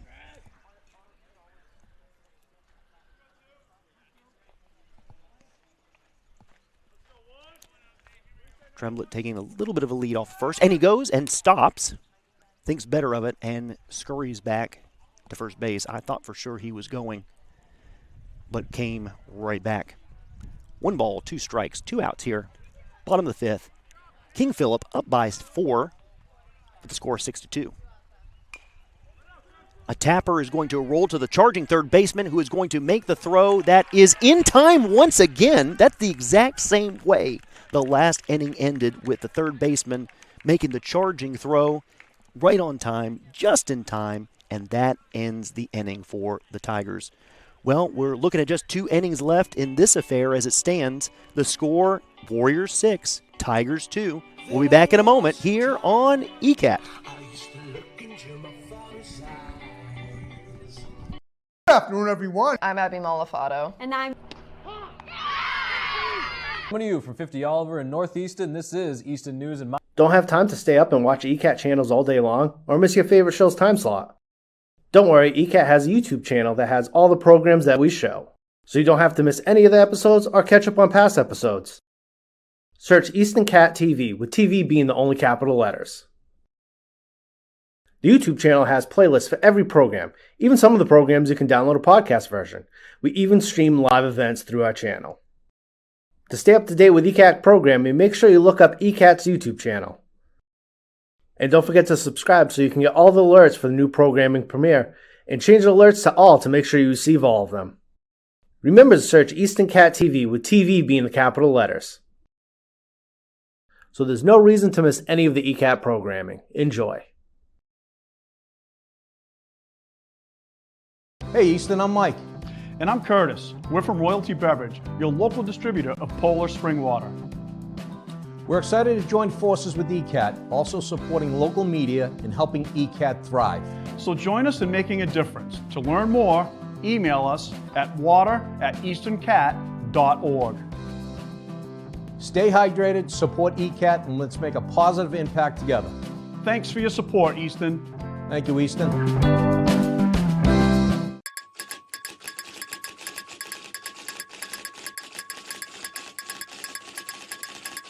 Hello and welcome to Easton News. I'm Joe Taft. And I'm Jack Ryan, and together we bring you everything you need to know about Easton, including politics. The Town of Easton is undertaking a crucial public safety and public works facilities replacement project to enhance essential services for the community. Community events. Mark your calendars and get your costumes ready. The Easton Food Pantry will be hosting a Halloween parade. And sports. Boys soccer stayed hot, defeating Stoughton 2-1. That was the team's 5th straight division title and 4th in a row in the Davenport. With APCSM guest segment Pet of the Week. Hi, I'm Katie with the Animal Protection Center. And Back in the top of the 6th, and Oliver Ames down by 4. We have a new pitcher for Oliver Ames. A.J. Baroncelli pitching 5 innings. And now in relief, Jack Devonshire.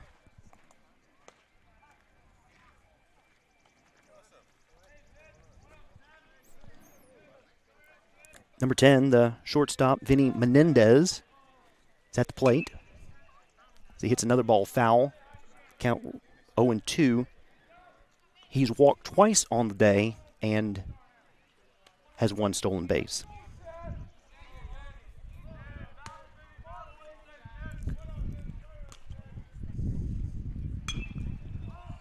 Pop up, shallow outfield. Catch is made by Ben Newton for out number 1. Now batting number 20, Brady Herlin. Herlin's 0 for 1 on the day. Brady Herlin, the number 9 hitter, did reach on base with an error back in the first inning, but has flown out back in the 4th.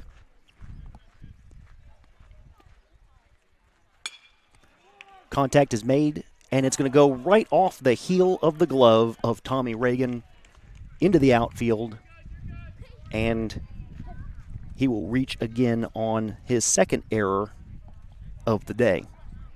Now batting number 3, Alex Lutfi. Alex Lutfi now up at the top of the order. There is 1 out for KP, and they have a man on first. Once again, if you're just joining us, the score is 6-2. KP jumped out very quickly in this game, 3-0. Tacked on a second, or another run in the second inning, rather. Oliver Ames started chipping away at it, scored 2 of their own. However, just in the last inning, King Philip scored another 2 to bring us to this 6-2 contest. Again, in relief, Jack Devonshire is in. The count is 1-0. With a runner on first who's breaking towards second, Drew Hall makes the throw, and this one is going to be on time, and he is out. He's been so close on those throws to second, and that one was on the money. Excellent job there by Drew Hall to remove the base runner, and now you're looking at a count of 1-1 with 2 outs and no one on base. Pop up, foul, over to Park Street, and you brace yourself for the crunch, but there was none, so that is good. Only insurance adjusters get excited about that. 1-2, 2 outs. A little bit high for a ball. 2-2.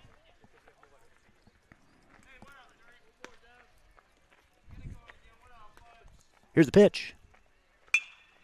Smacked solidly to center field, where Harrison Fitzpatrick makes the slide and the catch for out number 3. Great defense by Oliver Ames, keeping them in this ball game, and they'll have a chance to try to chip away at that lead here in just a moment.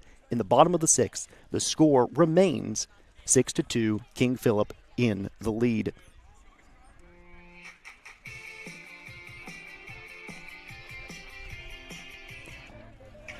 Mentioned a little while ago, King Philip High School is a combination of 3 different towns putting their resources together, which would be Plainville and Wrentham and Norfolk. And King Philip baseball team has had a pretty good run over the last few years, a very good run as a matter of fact, but they're not only known for their baseball team, they're also known for their marching band, which is called the Pride and the Passion. They travel throughout New England and throughout the United States for competitions, including the Massachusetts Instrumental and Choral Conductors Association, and all different types of band festivals. They've won, or they did win, 21 consecutive finals gold medal awards from 1986 to 2006, and in 2008 until 2019. And just won the Group 3 Open Class National Championships last year in 2024. So the King Philip Regional High School Marching Band, the Pride and the Passion. And there is no marching band here today, but I'll tell you what, we've got everything at Frothingham Park but a marching band, because we've got folks playing pickleball, we've got folks playing tennis, we've got all kinds of children playing all over the playground. We've got people walking up and down Park Street in Sheridan, and we've got a lot of fans out in the crowd today for this contest, and it's been a good one, although it's certainly not what we're looking for so far as Oliver Ames being in the lead. They have not had a lead so far this game, but we'll see what takes place now as A.J. Baroncelli comes up. He is the cleanup hitter. He is 1 for 2 thus far today.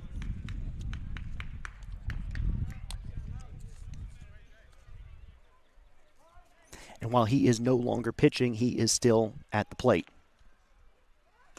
Swing and a miss, strike 1. And again, Oliver Ames did score 6 unanswered runs just a few days ago to try to make their bid to beat Canton. Unfortunately, it was not in the cards, but there is that ability to be able to do so. Panini still on the mound for KP in his 6th inning of work.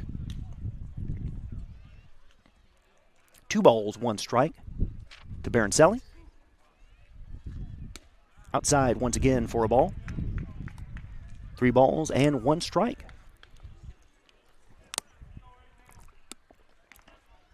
OA is the place right now. You just need to get someone on a bag somewhere, and then we'll see what happens from there. And AJ was fairly certain that that was ball 4. However, a delayed strike is called, and he's looking at a full count now, 3 balls and 2 strikes.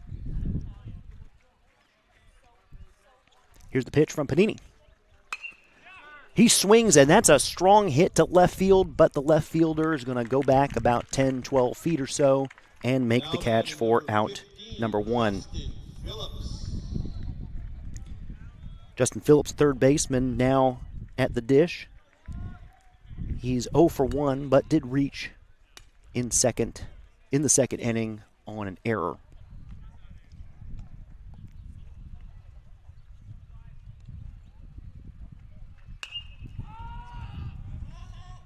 Pop way up down the third base line. Caught in fair territory by Kevin Hine for out number 2. Now batting number 7, Drew Hall. Drew Hall really has composed most of the offense for Oliver Ames this afternoon. 2 for 2 with a single and a double. And the orange and black are looking for a spark right now as that first ball is outside.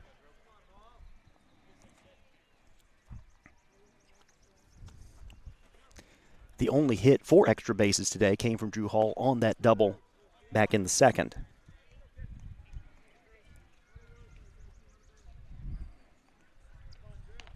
So far, Panini has only given up 4 hits on the afternoon, showing why he is an all-star for King Philip. 2 balls and 1 strike, 2 outs for the catcher, Drew Hall.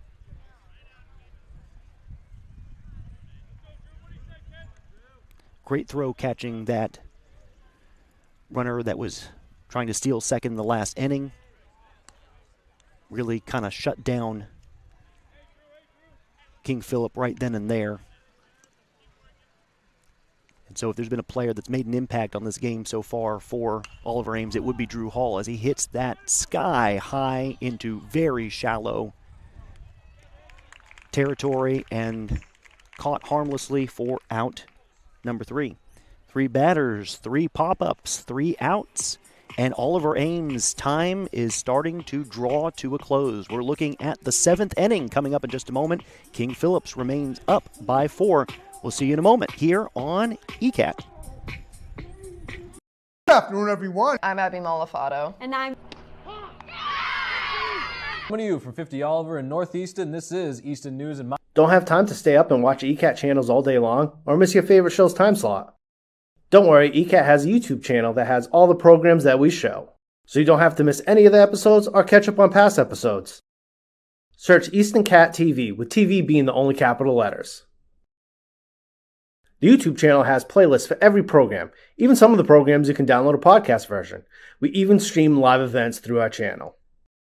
To stay up to date with ECAT programming, make sure you look up ECAT's YouTube channel. And don't forget to subscribe so you can get all the alerts for the new programming premiere, and change the alerts to all to make sure you receive all of them. Remember to search Easton Cat TV, with TV being the capital letters. So there's no reason to miss any of the ECAT programming. Enjoy. Hey Easton, I'm Mike. And I'm Curtis. We're from Royalty Beverage, your local distributor of Polar Spring Water.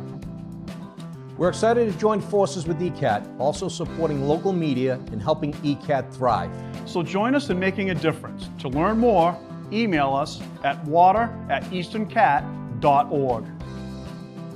Stay hydrated, support ECAT, and let's make a positive impact together. Thanks for your support, Easton. Thank you, Easton.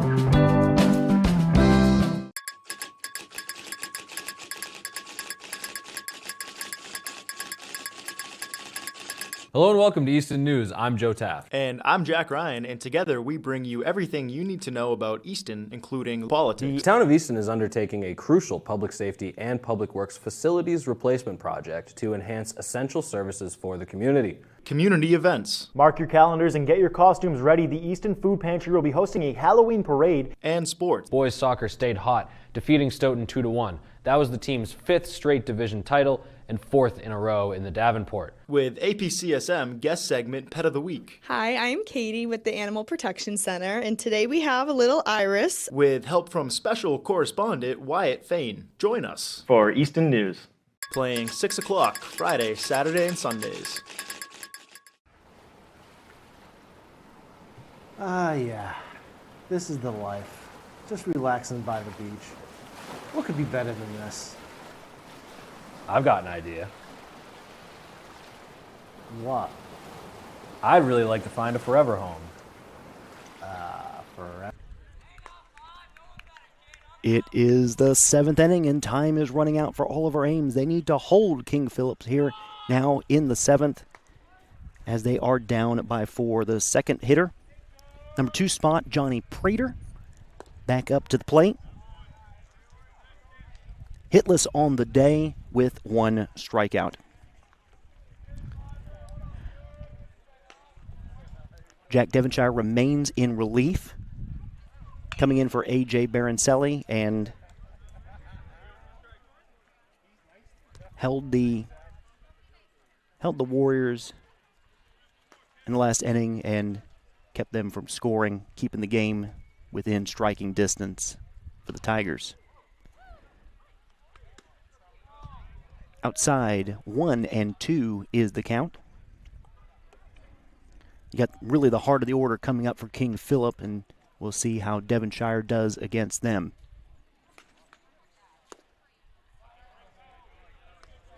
Ball 2. Count is 2-2. Jack has been solid in relief for the Tigers in the past. That's we pop to center field where Fitzpatrick will make the catch for out number 1. And that's what you're looking for here in this spot.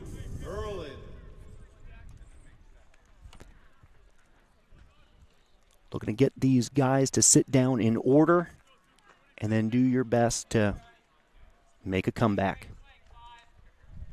I don't know about you, but I'd love to see a walk-off today at Frothingham. But it starts here by holding KP in the top of the 7th. That's fouled away. The count is 0-1. Drew Hurlin has a double on the day, grounded out, and walked. Outside for a ball. 1 ball and 1 strike. Again, Oliver Ames, while not having had the lead today, still struggling with their bats, has not allowed this to get out of hand, especially against an offensive juggernaut like King Philip. Right now, King Philip is being held under their average for the year. Foul ball. Strike 2. King Philip's averaging over 7 runs a game, and so right now, Oliver Ames can take some pride in the fact that they are holding them under that. At the same time, there are no moral victories when it comes to those type of things. You want to see them take the W. 2 balls and 2 strikes. 1 out. Again, Jack Devonshire in for relief. A.J. Baroncelli pitching 5 frames for the Tigers. Golf swing there into very shallow left field for out number 2 as Reagan collects the pop fly. Now batting number 7, Tommy Gately. Gately also has a double on the day, the cleanup hitter who is stepping in. A walk and has flown out. 2 outs. Again, strong relief outing thus far for Jack Devonshire looking to be able to close it out right here. Foul tip.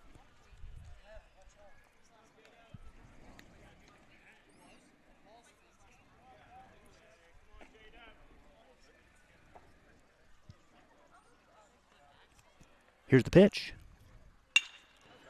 Right between the legs of Devonshire and into the outfield for a base hit. That would have been a very difficult one for him to be able to corral that comebacker there. Just staying there really close to the ground. So we have a runner on first now, 2 outs, and Aiden Astorino at the plate. 1 for 2 on the day. Here's the pitch. Strike down in the lower part of the zone.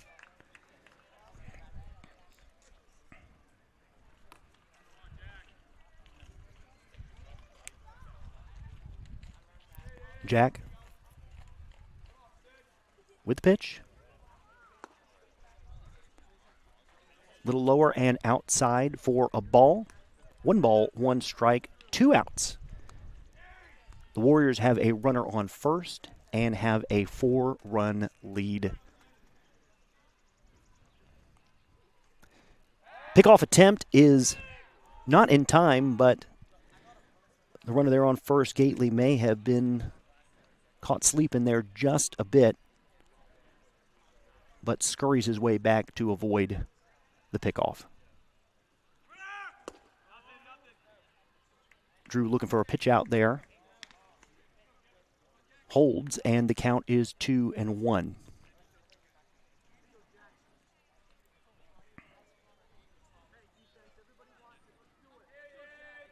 Jack looks again over to first. Here's a throw. As the runner breaks, Drew Hall not able to collect the pitch. Made his motion to throw to second, but didn't have the ball firmly in grasp, and so because of that, that will be a stolen base for Gately. Runner now stands in scoring position. Still looking at 2 outs. The count is 3-1. That's going to be collected by the second baseman. The throw is going to be made to first, and that will be the 3rd out. 2 solid innings of relief for Jack Devonshire. Gives up no earned runs in his relief appearance. And we're looking at a score of 6-2 still here at Frothingham Park.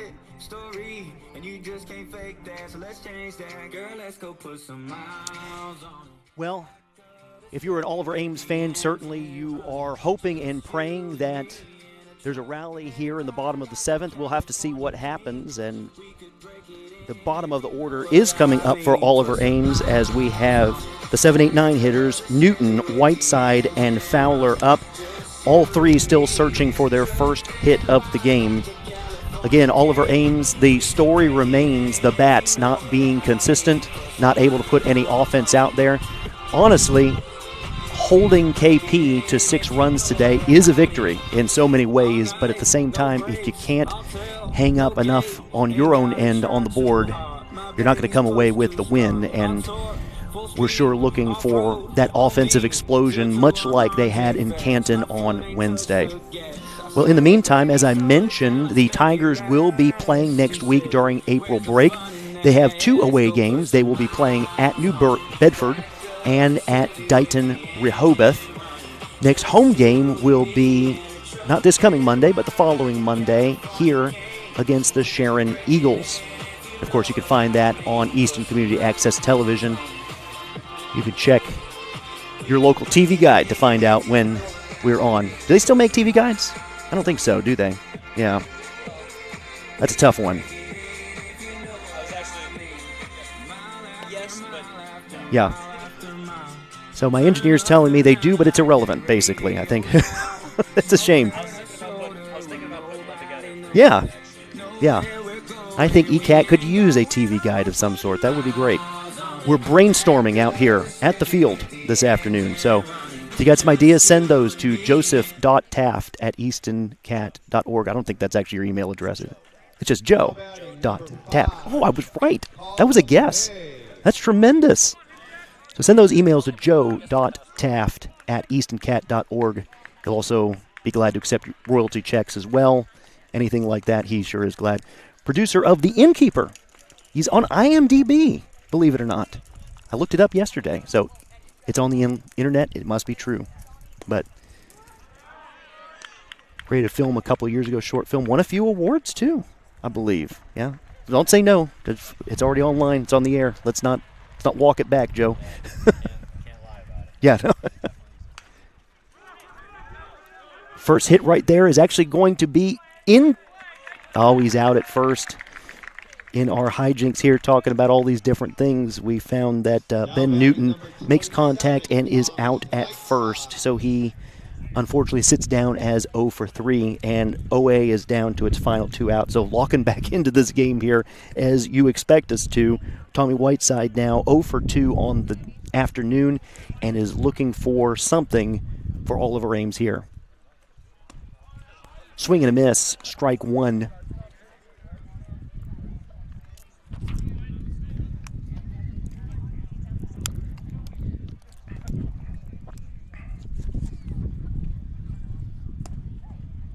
Low and outside for a ball. 1 ball, 1 strike. Oliver Ames down to its final 2 outs here at Worcester Field.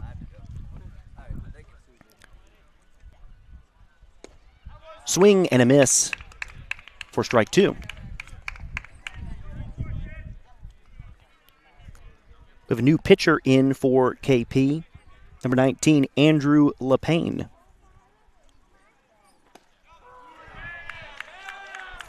Strike 3, and that is out number 2. And Oliver Ames is now looking at its final out. We have a pinch hitter in for Oliver Ames, Thomas Curzoli. He's a senior outfielder and is taking the place of Cade Fowler. So again, if you're Oliver Ames, you're just looking for anything. You're looking for a walk, you're looking for a hit. You're not trying to look for anything greater other than to just extend this ball game a little bit. But Oliver Ames do have the back against the wall down to their final out. Panini was the all-star pitcher you expected him to be today, giving up only 2 earned runs in 6 innings of work, striking out 3, or rather striking out 2 on the day. Ball 1 to Curzoli. 1 ball, no strikes. Final out for Oliver Ames. Trying to keep this game alive. Foul for strike 1.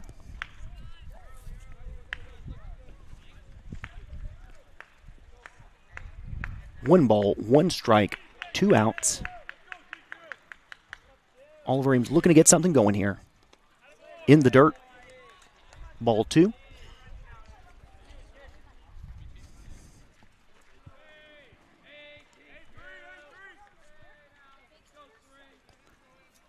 Crowd pretty quiet here.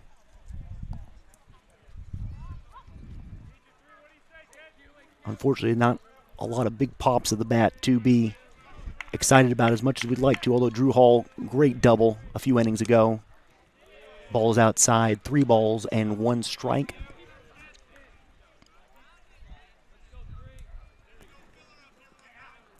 And if these bats can wake up for Oliver Ames, not really even in context of today's game, but just in general, I think they've got a lot to look forward to. But in the meantime, that is ball 4, and Curzoli keeps the game alive. Harrison Fitzpatrick, leadoff hitter, is 0 for 3 in today's contest, and I have to think maybe he's due right now for something. And so a runner on first, 2 outs. Fitzpatrick, the captain, is up. And he connects to the left fielder. You're going to hope that he does not make the catch, and he slides and makes the catch for out number 3. There was just that small little chance that he was going to slip and miss, but he slipped and caught it. And unfortunately, that will end the game with King Philip beating your Oliver Ames Tigers by a final score of 6-2. The Tigers will be leaving the friendly confines of Frothingham and be away, as I mentioned, for the next 2 games next week. Their next home game will be on Monday, April 28th, versus the Sharon Eagles. First pitch, 3:45 p.m. Check out eastoncat.org or our YouTube and Facebook pages for broadcast updates and channel assignments. Thanks to today's crew, engineer, producer, all-around good guy, Joe Taft. Thanks for giving me color commentary, behind the scenes at least. And to Jaden on camera, I appreciate it. This is Adam Rivero signing off. Again, the final score from Frothingham Park, it is King Philip 6 and Oliver Ames 2. See you soon for more Oliver Ames baseball on your home of the Tigers, Easton Community Access Television. ECAT's production of OA Sports are provided by RevT, we simplify technology for better, Easton Lions Club, Morris Insurance, Doug King Bills Incorporated. ECAT would like to thank all the sponsors for the support of producing OA Sports.